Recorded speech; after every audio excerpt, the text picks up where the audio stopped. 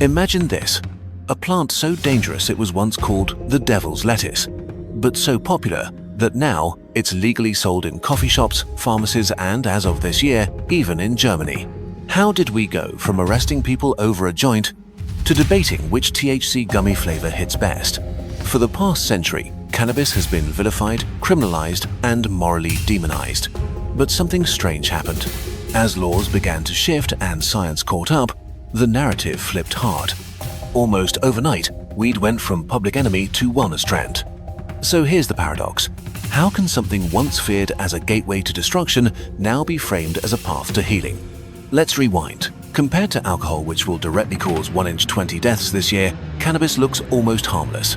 It doesn't destroy your liver. It doesn't fuel bar fights or drunk driving at the same scale. And for many people, it offers relief, easing pain, calming anxiety, helping with sleep. In cities like Denver, San Francisco, or Seattle, it's as common as coffee. But here's the catch: when something becomes normal, we stop questioning it. And what if, in pushing back so hard against unfair stigma, we've swung too far in the other direction? We ourselves, as science communicators, may have contributed to the oversimplification.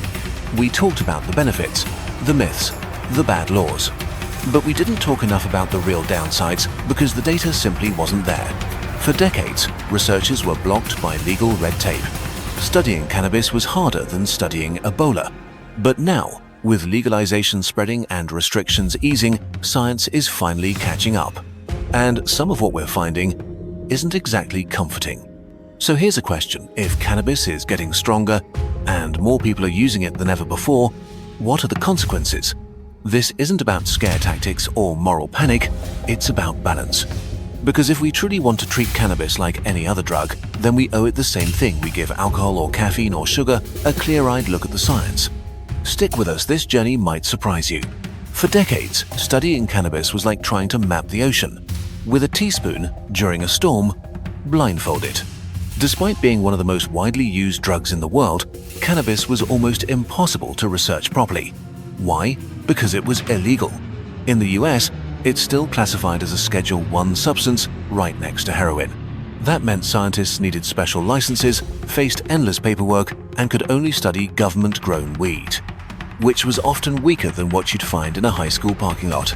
Imagine trying to understand the effects of alcohol, but the only thing you're allowed to test is a flat beer from 1975. So, for a long time, the science was thin, fragmented, and outdated. Most studies had tiny sample sizes. Others relied on surveys, which can't always capture complex biology, and long-term effects, basically a black hole. But things are finally changing. Legalization in places like Colorado, California, and now Germany has cracked open the lab doors. New research is flooding in. We're getting better tools, bigger datasets, and access to the kinds of cannabis people are actually using: edibles, high THC strains, vapes, concentrates, the full spectrum. And what's emerging from this new wave of research? It's complicated. Yes, cannabis has medical potential. Yes, it's safer than many legal drugs, but also, yes, it has risks. Real ones. Risks that grow with potency, frequency, and especially age. The uncomfortable truth: some of the old fears weren't entirely wrong. They were just buried under politics, stigma, and, frankly, bad science. So here's the question now that we finally can study cannabis: are we brave enough to look at what we find? Because knowledge isn't just about confirming what we want to believe, it's about challenging what we assume. This isn't about telling you what to do. It's about giving you the full picture so your choices are rooted in truth, not just trends. Up next, we'll look at how cannabis today is not the same plant it was 30 years ago and why that matters more than ever. Here's something most people don't realize. The weed your parents smoked in college is not the weed people are smoking today. Back then, the average THC content, the compound responsible for the high, was around 4%. Today, it's over 15% in most flowers. And that's just the beginning. In legal markets like California and Colorado, edibles and concentrates can hit 60 to 90% THC. That's not a gentle buzz that's launching your brain into low orbit. Imagine comparing a glass of wine to a bottle of vodka, then calling them both just alcohol. The numbers might belong to the same category, but the experience completely different. And it's not just the strength that's increasing, it's the frequency. In 2022, for the first time ever, more Americans reported using cannabis daily than drinking alcohol daily. That's historic, and it tells us something deeper than just shifting preferences. We're not just using more weed, we're using stronger weed, more often, and starting younger. But what does that mean for our minds and bodies? Well, think of THC like volume on a stereo. A little boost can feel great. Music becomes richer, deeper, more immersive. But turn it up too loud for too long, and the sound distorts. You stop hearing clearly. Eventually, you damage the speakers.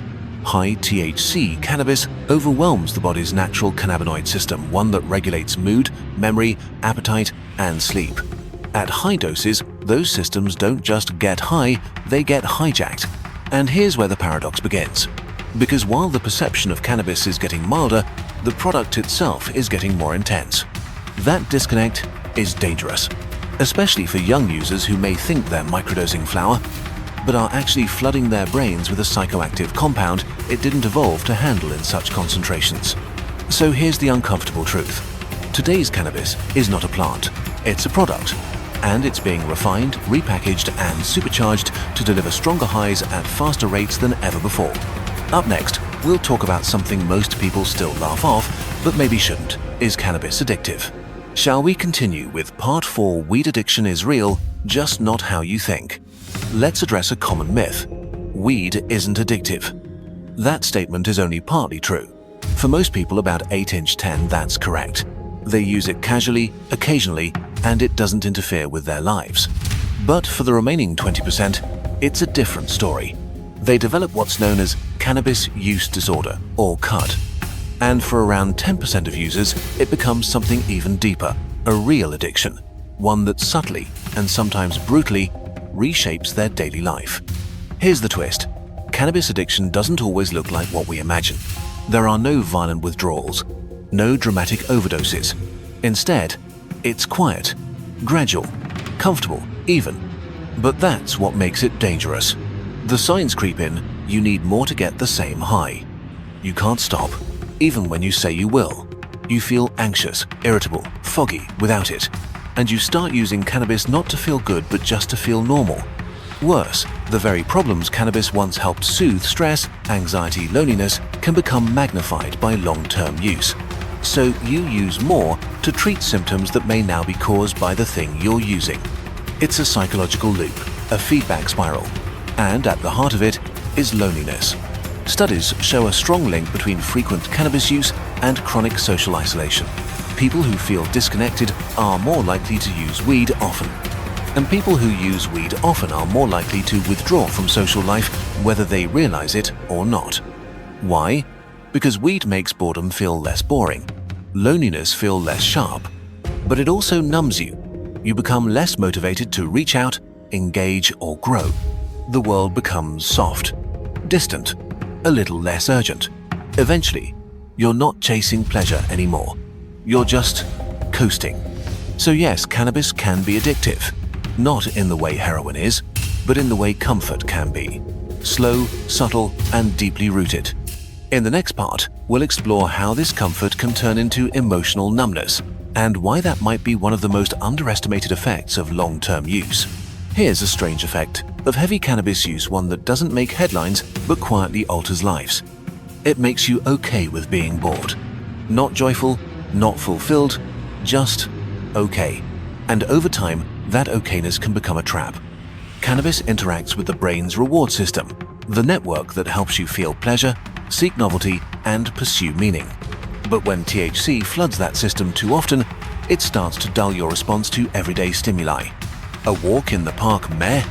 A conversation with friends, fine, but not worth getting off the couch. Learning something new, maybe tomorrow. The highs are there, but the baseline starts to drop. This is what emotional numbness looks like. You're not unhappy, but you're not really alive either. You exist in a hazy middle ground, where everything feels not great, not terrible. You scroll, you snack, you smoke, repeat. And here's the real cost: growth needs discomfort. Pain, sadness, boredom, they're signals. They push you to change, to reflect, to improve. But if cannabis mutes those signals, you don't grow. You just float. Some users describe this as losing their spark, that inner fire that drives curiosity, ambition, creativity. Others don't even notice it fading until years pass, and they realize nothing really excites them anymore. Trying to quit doesn't make it easier. When you stop after long-term use, your brain goes through a reboot. You might face physical symptoms, headaches, chills, nausea. But the harder part is mental crushing boredom, vivid and often disturbing dreams, anxiety, insomnia, and a strange sense that life has lost its color. These symptoms are temporary. They fade with time, but they're real. And they're why so many people relapse not to get high, but to escape the grayness of withdrawal. Cannabis doesn't destroy your emotions, but it can soften them so much that life starts to feel like background noise. And when that happens, your goals, your relationships, even your identity can quietly drift out of reach. So what happens when you try to feel again? Let's talk about something uncomfortable and deeply debated. Can weed actually damage your brain? The answer is maybe, probably, especially if you're young. Here's what we know. THC, the main psychoactive compound in cannabis, directly affects brain chemistry. It binds to cannabinoid receptors in the brain, influencing how neurons communicate. That's what creates the high. But those same receptors also regulate memory, focus, motivation, emotion, and decision-making. So when you flood them regularly, especially during brain development, the system can start to misfire. Studies suggest that long-term, heavy cannabis use may impair memory, recall, attention span, impulse control, learning ability, language skills. It's like trying to write a book while someone's quietly erasing the pages behind you. Now, the good news is many of these effects seem reversible if you stop using, especially if you're an adult. But seem is the key word here.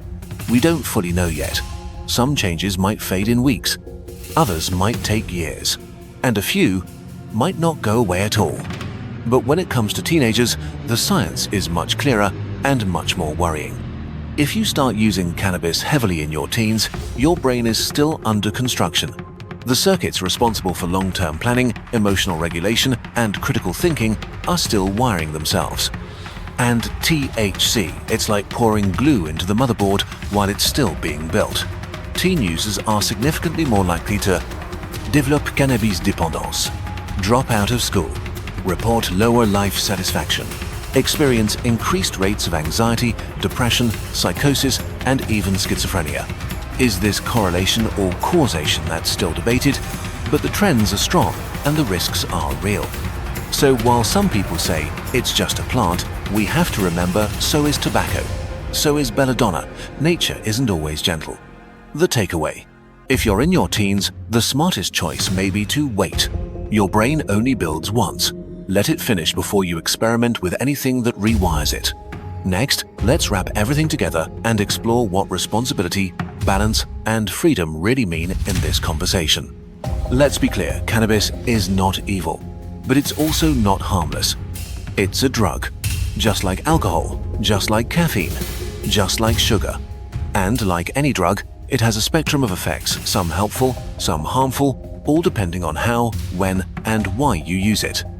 Legalization isn't a green light to stop asking questions. It's an invitation to start asking better ones. Because here's the opportunity: now that cannabis is legal in more and more places, we don't have to rely on myths, stigma, or secondhand stories. We can learn, we can teach, we can choose wisely. And that begins with honesty. Honesty means admitting that while cannabis can offer relief, connection, even creativity, it can also slow you down, cloud your judgment, and reshape your brain in ways you might not notice until it's too late. It means recognizing that age matters. The teenage brain is still under construction. Every hit before your 20s increases your risk of long-term consequences. It means knowing that dose matters. That a 10 mg edible isn't the same as a 90% THC dab pen. That frequency, strain, and method all influence how cannabis affects your body. And it means being honest with yourself. Are you using to relax, to celebrate, to explore, or to numb, to escape, to avoid? None of this is about shame. It's about agency. The ability to make choices that are grounded in knowledge, not just culture or peer pressure. Because when cannabis was illegal, we weren't allowed to talk openly. Now that it's legal, we must. So if you're going to use cannabis, wait until your 20s. Start low, go slow, and stay curious. The more you understand what's happening in your brain, the more empowered you are to protect it. In a world where cannabis is no longer taboo, the next step isn't celebration, it's education. And that's what science is for. Not to control your choices, but to help you make them with your eyes wide open. Thanks for sticking with us. Now, what should we question next? If this video made you think twice, don't keep it to yourself. Like, share, and subscribe to InAMindnut, where curiosity meets clarity. One idea can change a life. Maybe this was yours. Maybe it'll be someone else's.